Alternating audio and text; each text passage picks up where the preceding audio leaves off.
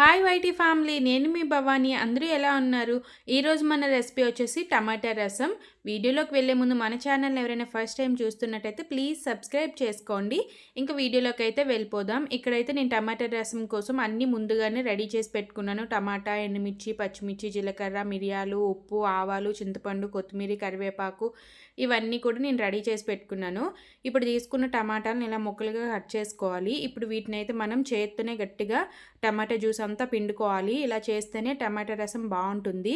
మిక్సీలో అయితే అస్సలు వేయొద్దు. ఇలా కొంచెం అయిన తర్వాత దీంట్లో కొద్దిగా కొత్తిమీర, కరివేపాకు కూడా వేసుకొని ఈ టమాటాలతో పాటు ఈ కొత్తిమీర, కరివేపాకు వేసి ఇలా చేయడం వల్ల మంచి ఫ్లేవర్ అయితే యాడ్ అవుతుంది టమాటా రసంకి. ఇంక ఇలా గట్టిగా పిండుకున్న తర్వాత మనకి జ్యూస్ అంతా కలెక్ట్ అయిపోద్ది. అప్పుడు ఈ మిగతా పిప్పు ఉంటుంది కదండి, టమాటా మీద తొక్క, ఇదంతా కూడా సపరేట్ చేసుకోవాలి. అలానే పూర్తిగా తీసేయద్దు, కొంచెం ఉంచుకుంటేనే బాగుంటుంది. ఇంక ఇలా తీసిన దాన్ని కూడా నేను పడేయకుండా చింతపండు నానబెట్టాను, దాంట్లో అయితే వేసేసాను. అప్పుడు ఇంకా ఉన్నదంతా వచ్చేస్తుంది. ఇలా చింతపండు కూడా జ్యూస్ పక్కన పెట్టుకోవాలి పిండుకొని. ఇలా తీసుకున్న ఈ టమాటా జ్యూస్ని ఏదో ఒక తపాల్లో కానీ కళాయిలో కానీ వేసి స్టవ్ ఆన్ చేసుకొని దీంట్లో అయితే ఒక 1/2 లీటర్ వరకు నీళ్ళు వేసుకోవాలి. ఒక 1/2 లీటర్ వరకు చింతపండు రసం వేస్తాం కనుక కరెక్ట్గా సరిపోతుందనమాట. ఇలా నీళ్ళు పోసుకున్న తర్వాత ఇప్పుడు ఈ టమాటా రసంలో చిటికెడు పసుపు, మీ రుచికి సరిపడినంత ఉప్పు వేసుకోవాలి. ఉప్పు కల్లుప్పే వేయండి, టేస్ట్ చాలా బాగుంటుంది సాల్ట్ కన్నా కూడా. అలానే పచ్చిమిర్చి ఒక 4-5 తీసుకొని ఇలా సన్నగా పొడుగ్గా కట్ చేసి వేసుకోవాలి. ఇక్కడ నేను టమాటాలు ఎంత క్వాంటిటీ తీసుకున్నానో చెప్పడం మర్చిపోయాను, సారీ అండి. నేనైతే 1/2 కేజీ వరకు టమాటాలను తీసుకున్నాను. తర్వాత ఇప్పుడు దీంట్లో మనం ముందుగా తీసి పెట్టుకున్న చింతపండు జ్యూస్ కూడా వేసుకోవాలి. టమాటాలు పులుపుగా ఉంటే అవసరం లేదు, పులుపు తక్కువ కనుక ఇప్పుడు వేసుకొని ఇప్పుడు వీటిని మూత పెట్టి మరిగిస్తూ ఉండాలి. ఈలోగా మనమైతే ఈ మసాలాని రెడీ చేసుకుందాము. ఏం లేదండి, ఒక 4-5 వెల్లుల్లి, ఒక 10-15 వరకు మిరియాలు, కొద్దిగా జీలకర్ర, కరివేపాకు వేసి వీటిని బాగా దంచుకోవాలి.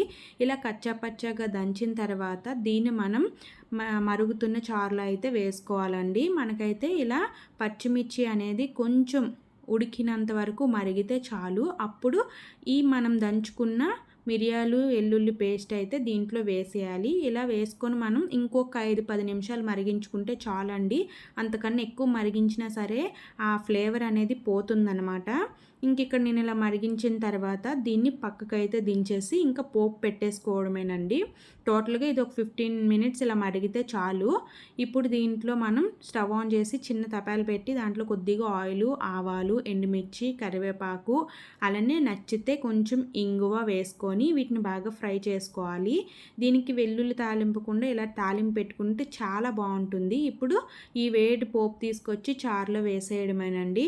వెంటనే మూత పెట్టుకుంటే మనకి వాసన అనేది పోకుండా ఉంటుందన్నమాట. అంతే, ఫైనల్గా మనకి టమాటా రసం అనేది రెడీ అయిపోయినట్టే. వేడి వేడి అన్నం వేసుకొని ఇలా ఈ టమాటా రసం వేసి చికెన్ ఫ్రై కానీ ఫిష్ ఫ్రై కానీ ఏదైనా ఒకసారి కాంబినేషన్ చాలా బాగుంటుంది. మీరు ట్రై చేయకపోతే కంపల్సరీ ట్రై చేయండి. ఇలా చేస్తే గ్లాసులతో తాగుతారు, చాలా బాగుంది. ప్లీజ్ వీడియో నచ్చితే లైక్ చేయండి, షేర్ చేయండి, సబ్స్క్రైబ్ చేసుకోండి.